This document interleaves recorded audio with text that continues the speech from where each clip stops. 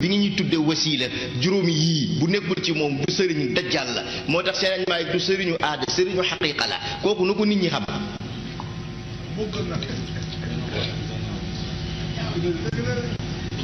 du sëriñu aada sëriñu xaqiiqa la sëriñu xaqiiqa mooy ko am jikko ya moo tax mu ni ab sëriñ bu amul juróom ji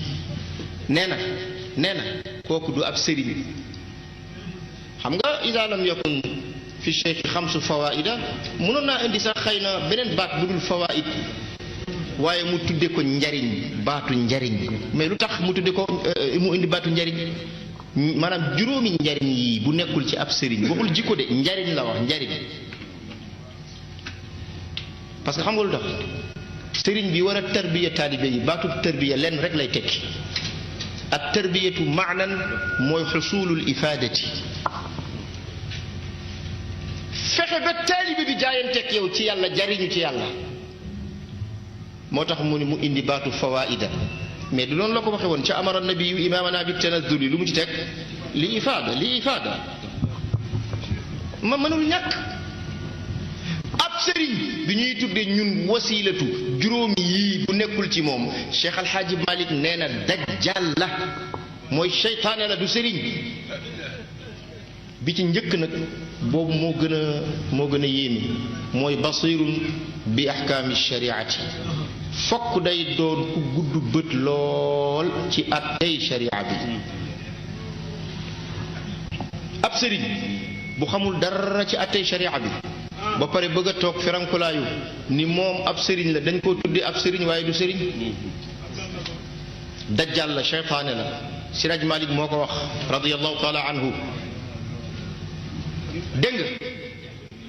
wa illa fa dajjal loolu la wax kon boobu mooy bu njëkk bi sëriñ bi dafa war a nekk koo xam ne day gudd bët ci attey sharia bi loolu mooy firi mi gën a woyof ci baatu basir waaye basir di nga ko fekk muy firi koo xam ni ay bëti xolam danoo fittarñiku mooy ku am fatxu ci yàlla moo tax nga dégg mu ko daan wax ci alquran di qul hadihi sabili ad'u ila allahi waaye ala basira ndax kii woote jëmale ci yàlla du ko teg ci xam-xamu téere waaye daf koy teg ci axwaalul qalb beneen bi mooy aarifun waay ab sëriñ nag bu fekkee daa bëgg a yóbbu nit ñi ci yàlla fokk nag dafay nekk aarif billah fokk muy xame ci yàlla waaye dootul xame ci téere dootul xame ci nit dootul gàggantikoo ci dara maanaam li muy xam di ko xamle ci yàlla la koy xamee waaye du ko xameeti ci nit du ko xameeti ci téere loolu tax sëñ Babacar Si radiyallahu taala anhu daan ko wax ci jamono mu daan wax ni man lam yajlis ala kursiyi alxikmati fala yanbagi lahu an yakuna amiran aw naahiyan aw daa'iyan lillah nee na nit koo xam ne àggaguloo ci toog ci chaise xikmatu te xikmatu du dara lu dul koo xamante ni bii ni àgg na ci lépp loo xamante ni bii ni lu muy xam la du lu muy jële ci téere wala lu muy jële ci nit ni moom waaye luy bawoo ca yàlla direct lay doon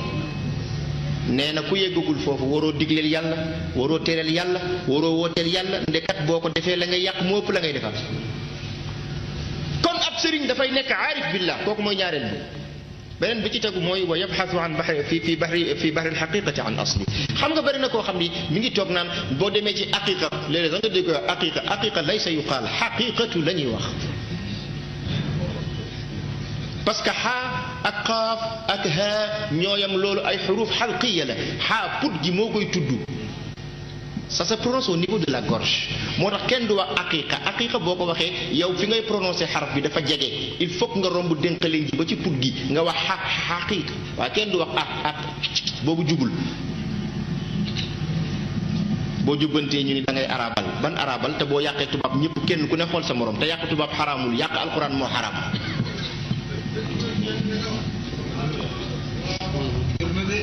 bon da ngay doon sëriñ bi il faut que nga nekk koo xam ni da ngay gëstu fii baxril xaqiqati ci loolu nga xam ni moo di géeju réalité muy xaqiqa te xaqiqa buñ ko waxee rek mooy jëmmi yonente bi sallallahu alayhi wa sallam waaye an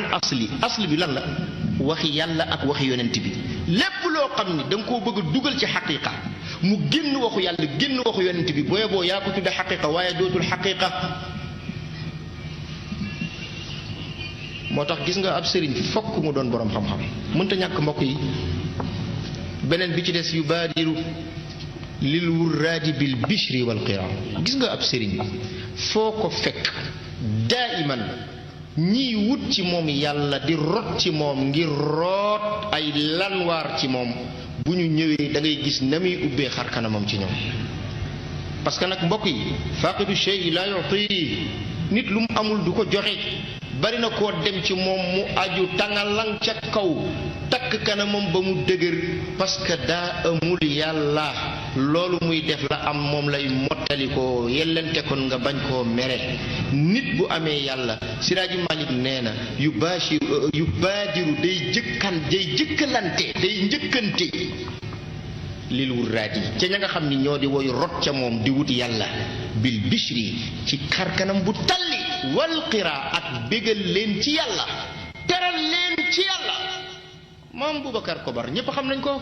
keroog ba mu bàyyi koo Saalum dikk fekk Siraaji Malik radiyallahu ta'ala anhu ci Tiwaawan daf ko ni góor gi man de li ma bëgg leen rek la mooy yàlla ju doxul dara yàlla ju set wecc. Siraaji Malik ni ko